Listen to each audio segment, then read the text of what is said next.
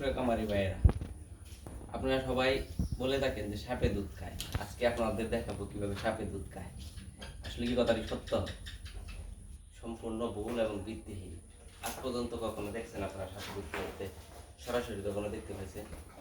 আমার মনে হয় এটা হচ্ছে, দেখবেন এই যে আমার উল্টা ক্যামেরার দিকে দেখ, এই যে দেখছেন?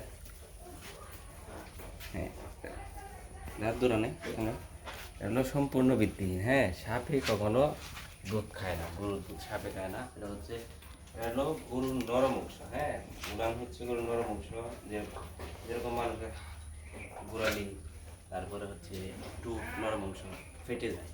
গ্রীষ্মকালীন সময় কম ফাটে, কিন্তু শীত মৌসুমে বেশি ফেটে যায়। এর কারণ হচ্ছে বেসলিন জাতীয় কোনো কিছু দিলে আপনার দেখবেন যে এগুলো আবার ঠিক হয়ে যায়। ঠিক তেমনি আপনি যদি গরুর পাটে যে সময় ফেটে যান, দাগ হয়ে যায়, ওই সময় যদি আপনি ভ্যাসলিন দেন, তাহলে আবার পুনরায় ঠিক হয়ে যাবে। আর যদি সবসময় রেগুলার, মানে মাসে 2-4 দিন পর পর বা মাসে 2 বা 3 বার ভ্যাসলিন দেন, বাট ঠিক থাকবে।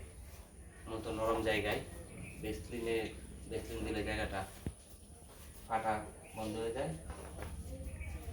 আর তারপরে অনেকে ভাবেন যে আমার খামার যেহেতু আছে, যে সাপ যদি ঢুকলে যদি গরুর কামড়টার মধ্যে অনেক সময় এটা পাবেন। আপনি এর জন্য একটা কাজ করতে পারেন, কার্বলিক অ্যাসিড আপনি যদি দেন, তাহলে সাপ আসবে।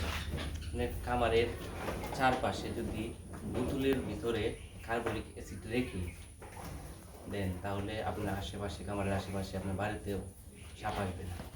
তাই বলতে চাই যে সাপে দুধ খায় কথাটি সম্পূর্ণ ভিত্তিহীন এবং গুজব। আজকের পর থেকে এটা কখনো বিশ্বাস করবে না, আমি নিজেও বিশ্বাস করি না।